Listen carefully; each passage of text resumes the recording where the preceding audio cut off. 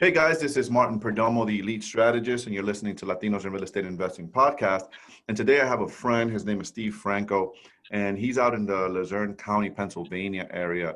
He is the host of the local real estate investors meetup up there. He's a realtor. He's also an investor. He's a private money lender. He's a teacher. He's a mentor. He's a coach. And we have spent some time together. We've worked on some deals together. Nothing's come to fruition yet, but we've worked on some deals together. I've sent him some of my students. Actually, I think he sent a couple deals to one of my students recently. Steve, welcome to the show. All right, Thank thanks, you for Mark. being here. Really appreciate you. Steve, tell us a little bit about yourself. How did you get started in real estate and why real estate? I know you wear a few different hats within our space, but how did you get started in real estate, Steve?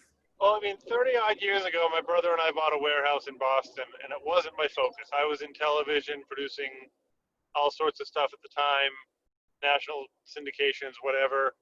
And he needed a warehouse for his business, so we did that. Then that was 97, 96, something like that. 2008, 2009, my wife and I started buying real estate.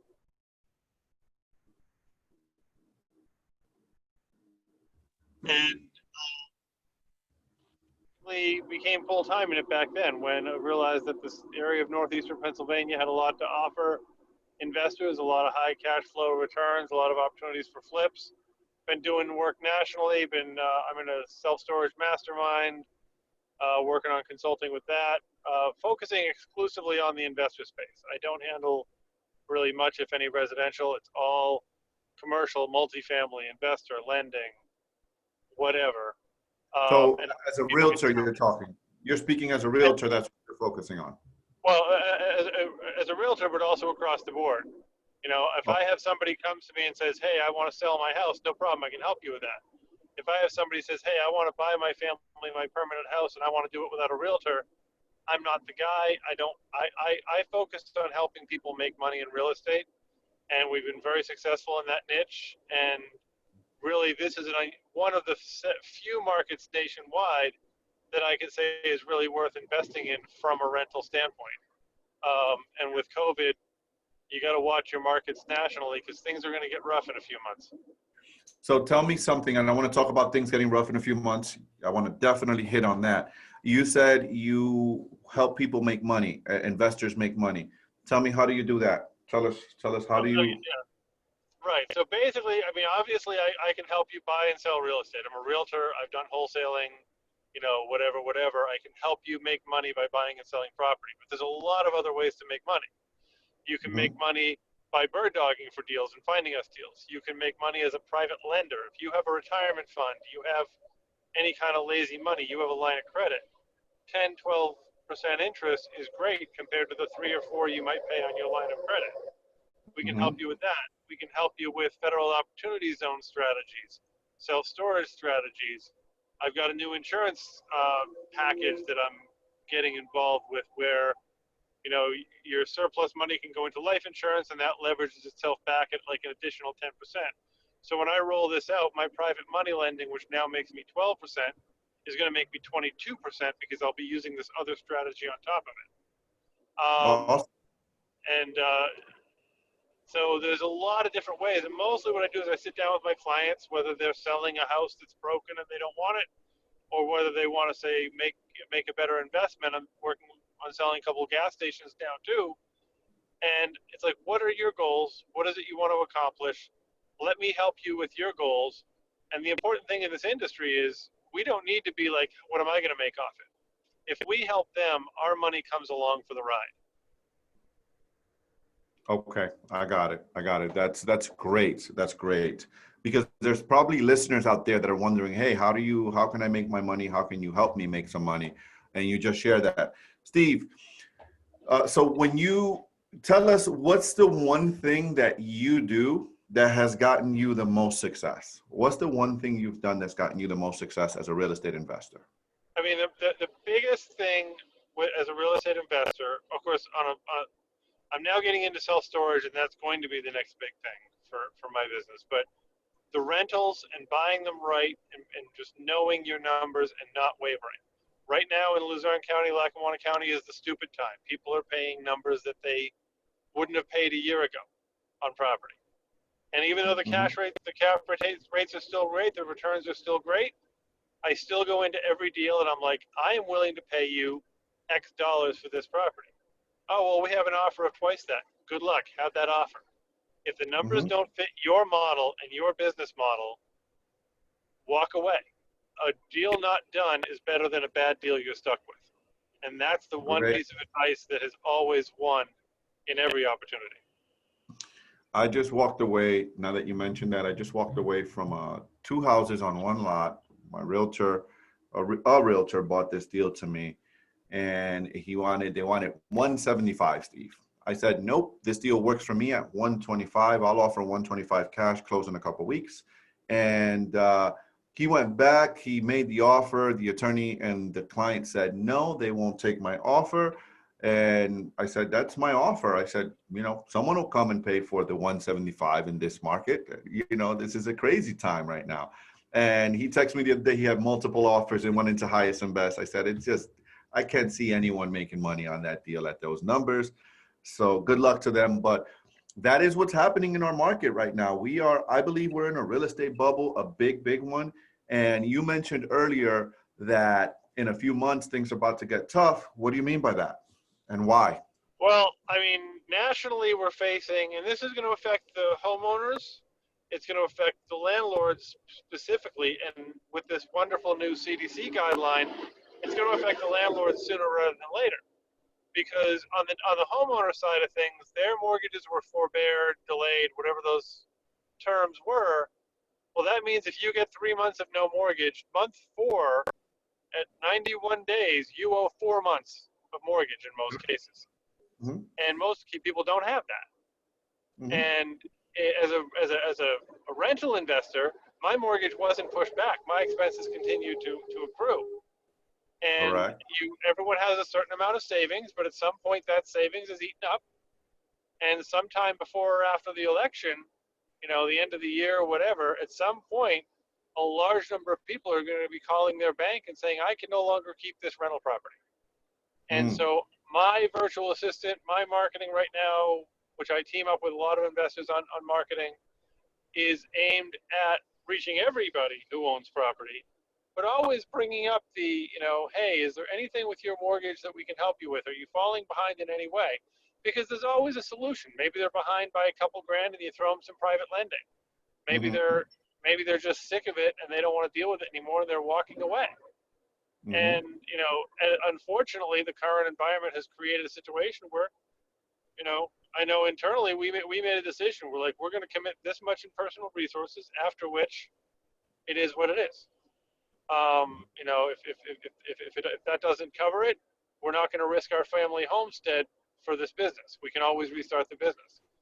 And so we've been very lucky. We only have one tenant who's been playing that game on us. But the point is that in a few months, it's going to come to fruition. The other thing that's going to hit in a few months is we're in the crazy time of 2006 overpricing nationally.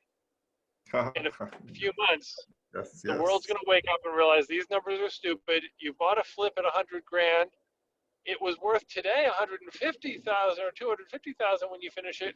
But when people realize these numbers aren't real, there's going to be a retraction, and there are going to be people holding $500,000 flips. I've got a friend who bought this flip out in LA. No way in heck he's going to sell it in 6 months when he's done with it. It's not going to happen. He's going to sell it when he bought it for. Yeah. He bought it for 1.2. He thinks he's going to sell it for 4.5. He's going to have $2 million into it. I said, you're going to get half your money back. LA is going to. It's a suburb. I said, LA won't fall, but this suburb, I don't think is going to survive. I hope I'm wrong, but it's a time to always be careful. Which is one advantage to our market up here in Northeast PA, is we are in a crazy time, but we're in a pretty small crazy time. The retraction won't be as bad here as it was elsewhere. So if someone's listening out there, Steve, with your level of experience and your insights on the market, because I'm in total agreement with you, by the way. I see the same thing, and I've been preaching that for months. I just read the Berkadia report yesterday morning, and the Berkadia report I said back in April that the office market, commercial office space was going to take a beating. That was Yeah. obvious, right? For me, it was obvious. And the Berkadia, their loan servicers, they put out a report saying that they were going to put a pause on lending and lending, investing in office space because there's too much Yep. uncertainty there. That was, I saw that writing on the wall. I see now we have the eviction crisis. Now, by the way, there's data, there's 8 million FHA loans out there total in the whole country. And there's 1.3 right now as of August 31st, 1.3 are in default, are delinquent. So there's something brewing. Knowing all of this information with your level of expertise and the insights that you have, Steve, what should a new investor or a veteran investor be doing to get ready for potential opportunities? What would you advise them? Well, right now, the only time I'm spending my money is on something that is a total winner. I've got a specific deal. I've got several deals up here, but I've got a specific deal that runs an 18% cap rate, and that's even a high. That's even high for this, high price for this deal, for this market. But at the same time, you're not going to beat 18%. So a safe deal is a good deal is always a good deal. But Mm-hmm. if you're not sure if it's a good deal, sit on your cash. Look for opportunities to do something along the lines of wholesaling or bird dogging, where the deals that aren't going to fit for you, work through our community network, work through your group, work through whatever, and get it out to somebody who can make a couple bucks on it, but don't throw your cash at something that's not going to work. And don't get caught up in the, well, somebody else might get the deal. Okay, somebody else gets the deal. That's better than you getting stuck. You go, 100%. and the other thing is with the newbie investors is make sure your team, well, with anybody, but especially solid. My first two filter deals, my first two purchases ever out here for rentals, my three, one of them was wholesale. The realtor, we were newbies, and the realtor that was advising it, nobody actually understood investing. You want somebody like Martin, you want somebody like me, you want somebody in your corner who can mentor you or at least review the deal with you and say, dude, what are you doing? And that's why Mm-hmm. almost every deal I do has a lender and has a private lender involved. Whether or not I take their money, the point is if they think it's a good deal, they're willing to put their money behind it. The scariest moment of my life was I bought my first building, and going into closing, I said to the banker, I said, so is this a good deal? He said, you can afford it. I said, I know I can afford it. Didn't answer my question. You did actually answer my question by not answering my question. It was a horrible deal. It was a deal that I would never have touched in a million years now. It looked great on paper, but somebody who was experienced would have looked at it in depth and said, no, here's what's wrong with what you think you're seeing. So Got it. have your team set, know your numbers, be cautious, be ready, be aggressive, always be closing, but be careful that you and your team know what you think you don't know. Look, Steve, I am so in alignment with that because I am a big believer, and I'm always telling my, people that are around me know that I'm a mindset guy, so I'm a strategist, and I'm constantly looking for better ways to do things, and I like to consider myself an optimist, and I'm an optimist. However, in real estate, when you're investing in real estate, as investors, we need to have a healthy dose of pessimism. When we're buying a property, we need to consider worst case scenarios. We need to look at, hey, what if this happens? So what if I'm buying a flip and in the middle of the flip, the market turns on me, right? And that's possible right now with all these crazy people overpaying for properties. I mean, I'm seeing foreclosures, guys overpaying, so quote unquote investors paying $15,000, $20,000 over asking. And I'm saying, how in the world can you even turn a profit? I'm looking at, you're seeing the REO, Steve. The banks are crazy what they're asking for right now, and for foreclosures. And I'm like, what the heck is wrong with the bank? How could they even ask for that number? There's no, like, how? Where are they coming up with these numbers? What were you gonna say, Steve? I think it's in 06 because the reality is we didn't fix anything in 08. none of the rules actually prevent the old bad games from happening. They just change the names of them. Mm-hmm. So the banks were getting liberal, they were getting crazy, and now we have this strange reaction to COVID where people are like, I must have property right now. And the banks are like, well, you know what? I literally saw a duplex at the tax sale in Clark Summit. Tax sale. You can't get in, you can't test systems, you can't run any kind of investigation. A 2-bedroom up-down duplex went for $90,000, $84,000. It's like, So, it's not worth that finished. so we have listeners around the world, Steve. So when you say $80,000, $90,000, someone might be listening to us in California. So let's give them context. They might be listening to us in California or New York, and they're saying, I'll take that in a heartbeat. So what does a duplex go for in that area finished? You should be done at the rents you would get. Clark Summit's a high-end town for buying in, but at the rents you would get up there, you should be done for 40, 45, maybe 50,000 a unit, finished, out the door, everything perfect, completely done. So if you're buying at a tax sale for 45,000 a unit, you don't know what works and doesn't. You haven't been in the property. You're paying retail for it, basically. You're paying retail if you're lucky. If you go in and there's no furnaces and the water pipes are all broken, now you're spending 120, 130 to get that place operational. And that particular property had zero land. It was 2 feet off every wall, was the property line. So the important thing is, and I have most of my realtor clients are out of area investors, and they'll come in, and I have to ethically say to them, they're like, oh, $300,000 for a double, that sounds like a great price. Like, no, it doesn't sound like a great price. And I'm also, in a lot of cases, I'm on both sides. I'm also the selling realtor, but I have to do the ethical thing and say, you don't understand what you don't understand. You need to look at the actual net numbers, make sure you have maintenance, vacancy management, all that stuff figured in. And that's the reason for the community networks. That's the reason for all the opportunities that I try to work with newer investors, newer wholesalers, newer realtors, because, I know where I got burned, and I don't want to see somebody else get burned. I didn't get burned. I made a lot of money on that particular building, but it was a lot more work than that money needed to be. Yeah, you learned some lessons, right? Same reason why I host my meetups is because I want to help others, and why I host this podcast is because I want to help others, empower others to, get better and become better investors. Man, you just said it, vacancy maintenance repairs. A lot of investors, a lot of newbies don't even know what that means, right? You got to account for that stuff. You got to run your business like a business. This thing is not a hobby. If you try to treat it like a hobby, you're going to lose money. And if you're investing with other people's money, that's the last thing you want to do, is lose other people's money. If you go to any of the gurus, I actually was kicked out of one of the gurus' 4-hour seminars because they were throwing all these fabulous numbers up. I raised my hand and said, what about your maintenance expense? Oh, of course you have maintenance expense. What about your management expense? Oh, of course you have that.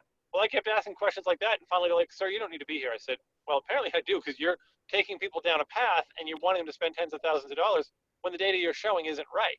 And it's not about that they were doing anything wrong. They were doing their job as salespeople, but it's about, we have to help the people to know what the reality is, because at the end of the day, real estate is an unusual business. It is not a competition. It's a competition to get the deals.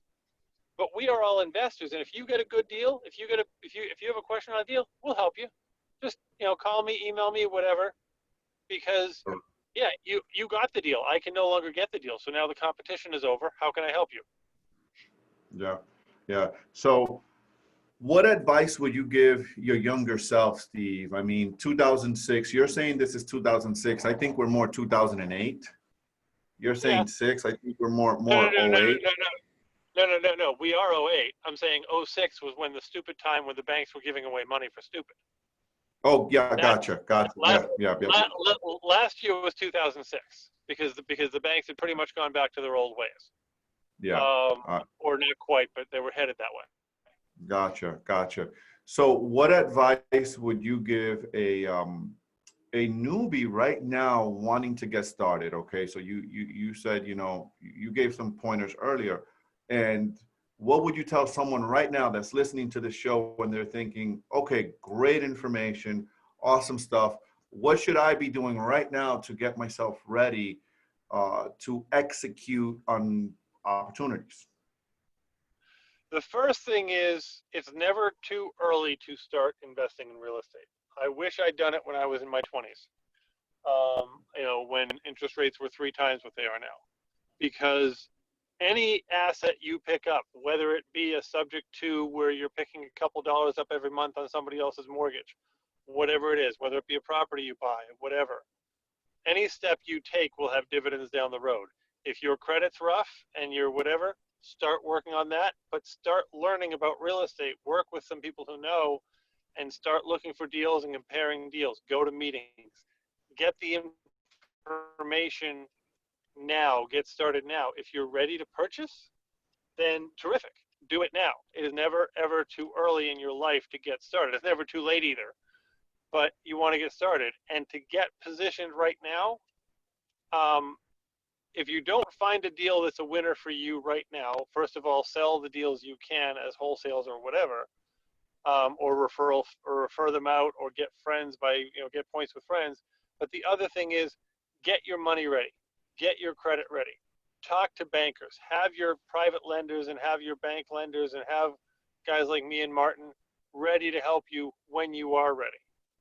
And don't take advice from the other crabs in the bucket. The old story about if you put one crab in a bucket, he'll crawl out. You put 7 crabs in a bucket, one will try to crawl out, the other 6 will pull him back down. You got to watch out for the, and it'll be people who love you and care about you, and listen to them because they might be right, but don't take it all to heart, because most people are afraid to do, and those that are afraid won't have the opportunity to live freedom. For me, retirement is do anything I want as long as I want, whenever I want. It doesn't mean not working.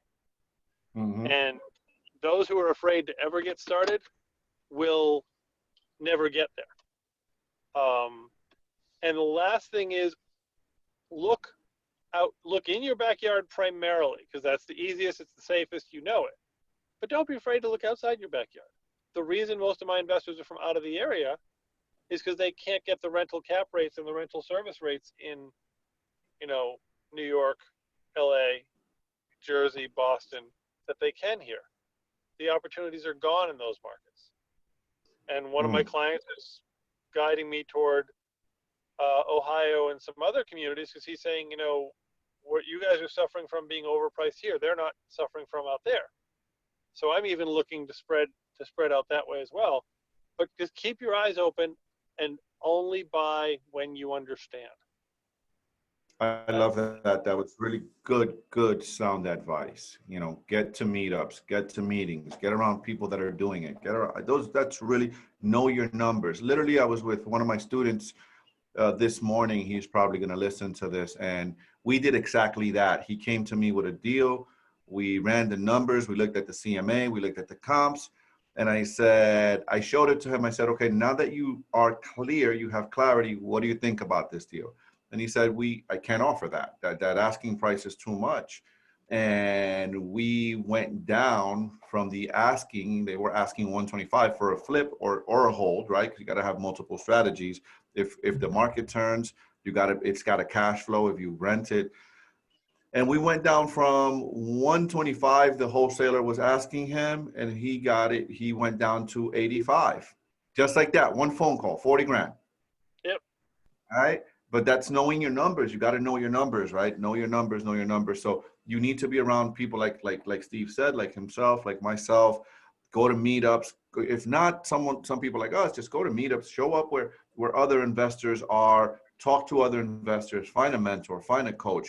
Surround yourself with the right people. Listen, right now is a time, Steve, and I think you'll agree. If you remember 2008, there was fear mongering all over the place in the media. Right now is the time to surround yourself with people that are going to feed your soul, not drain it. Stop watching the news if you have to stop watching the news. Get around people doing what you want to do. Steve, how can people get a hold of you if there's someone out there and they're like, really like this guy, Steve, and I want to invest in his area. I like what he's talking about. Maybe I want to pick up. I know you wholesale as well. how can people connect with you? What are your education programs? What do you have going on? How can people get a hold of you, sir? All right. So my primary website, which we are just building, but it is live, is the multifamilyagency.com. And that is aimed at bringing multifamily investors together. Yes, it's also kind of my promotional site nationally as a place, because I realize there's people like me, there's people like Martin across the country who think they're the only ones in their market that specialize in multifamily, and let's all work together. So Steve at multifamilyagency.com. No, just Steve at multifamilyagency.com. The real estate, and of course all this is on Facebook too. The Real Estate Investor Army, that's my educational thing, and that's where people can get started for as little as free. We do webinars, we do whatever, or realestateinvestorarmy.com, or REIA.biz. RECN, Real Estate Community Network, recn.us. That is our social network that we're launching. Okay. And you can also reach me through REI Post, which is a free, all of this is actually free classified ad site, basically the blank list of real estate, where it's only investors setting up free online storefronts. We also have another thing, Hunting for Homes, where people can, especially aimed at newbies, where people can buy, for lack of a better term, subscribe their territory, and we will hold your hand through deals. And you are the only guy with the Hunting for Homes brand in that market. We provide the CRM and everything else. Primarily, everything is multifamilyagency.com, and everything else links off of that. But we are doing everything we can because, and most of it's free, because it's about bringing investors together. And it's about bringing investors together for two reasons. One is, this is a solutions business. Unlike politics, which is a they're wrong and we're right business, this is a solutions business. This is, if you are going to do something in my community, you're helping me whether or not we're involved in the deal. I want to make sure you do it right in my community. And this is a solutions business in that it doesn't matter what someone's situation is. Getting them out of it and getting them success will make your business and your life better. Because somewhere down the line, they'll either have made your neighborhood values go up, they'll have done, it'll come back to you in some way. Even if that's just, the next time you've got a question, somebody at RECN, somebody at Martin's meetup, my meetup, which the whole reason we created recn.us, the Real Estate Community Network, was to connect meetup people between meetups, was to support the meetup groups. Mm-hmm. Getting involved and working with us and asking your question, offering your advice is what this is all about.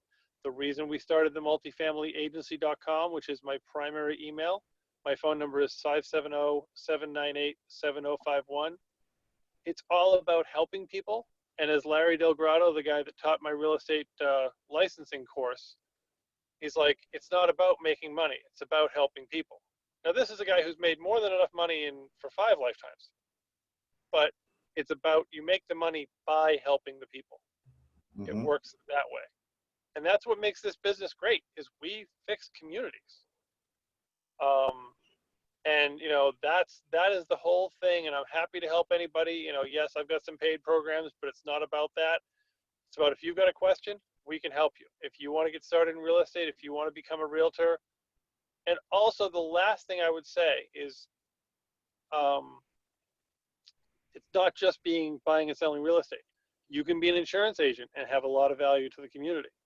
One thing I did a couple of years ago is I became a licensed inspector, because I wanted to make sure that I understood the codes. I don't ever inspect for anybody else, but I wanted to take that class. I wanted to know what the rules were. It never hurts to stop learning. It never hurts to continue learning something. Yep. The biggest room is room for improvement. Steve, again, It was a pleasure having you. Guys, you've been listening to Latinos in Real Estate Investing podcast. I'm going to put a lot of Steve's information in the show notes. Steve, again, thank you so much, sir. Thank you so much. And I will see you soon, my friend. Sounds good, my friend. Talk to you soon, sir. Thank you.